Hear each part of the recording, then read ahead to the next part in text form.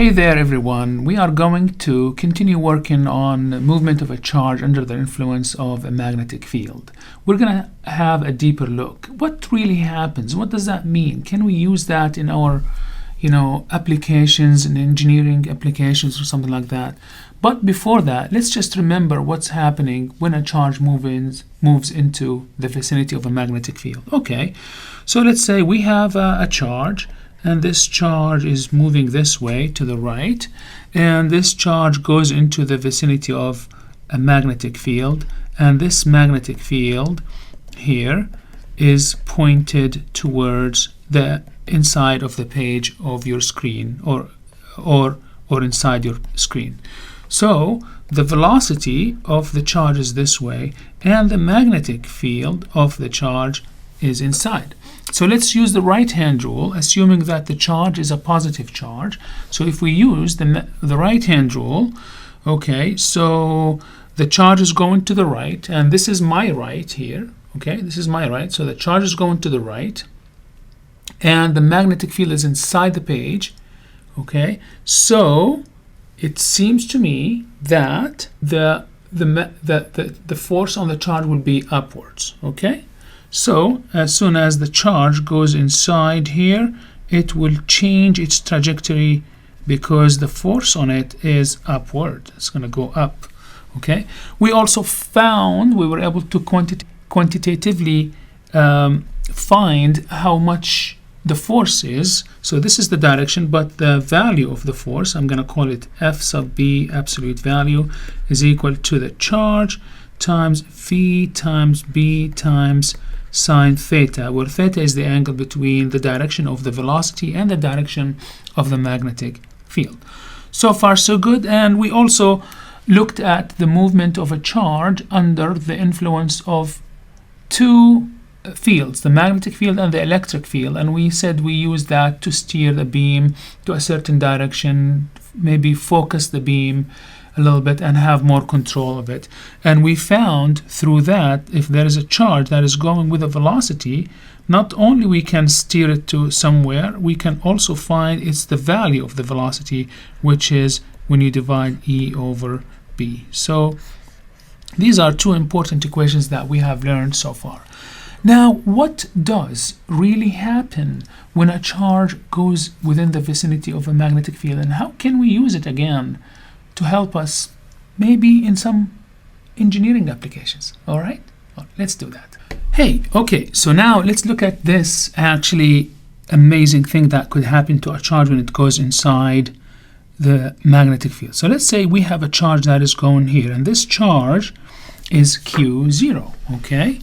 And as this charge is going within the vicinity of the magnetic field, if it goes this way, like this is, as it goes in, let's see.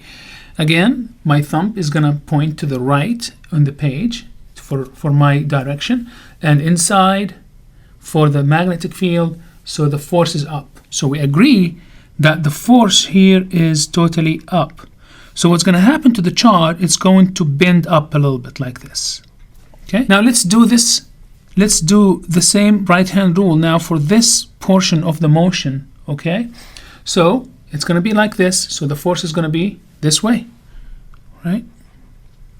So again, the charge is going to bend again. Now, conclusion, the force is going to be this way, and the charge is going to bend again. Again, the force is going to be this way, and the charge is going to bend again.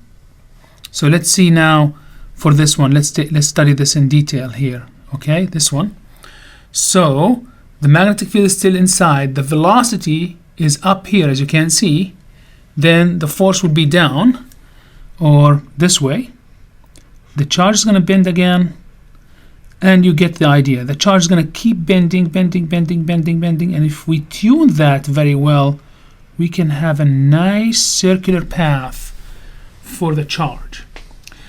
And I mean by tuning is just tuning the velocity and tuning the strength of the magnetic field and the charge. There's a lot of tuning to do. And now this particular circular motion of the charge has a radius r. Now, can we find this, how much this radius r is? Yes, we can, from the information we're given. Well, first of all, we need to know that the force of the magnetic field on the charge is equal to the charge itself times V times B, and sine theta, everything is normal, so sine theta is 1. If we tune things so that the force that is trying to collapse the circle into the center, and the force that is going to try to put the charge away, which is the centrifugal force, because when you're going in a direction like this, you want to run away, but the magnetic field is keeping you with a force down here. So I'm going to call this is Fc for the centrifugal force, and this here part Fb. If we tune them so that they are both equal, Fc value is from Newtonian mechanics. M is equal to the mass of the charge times the velocity squared divided by r, and this where we can find r from, because if these two forces are tuned to be equal, then we can put them both equal to each other.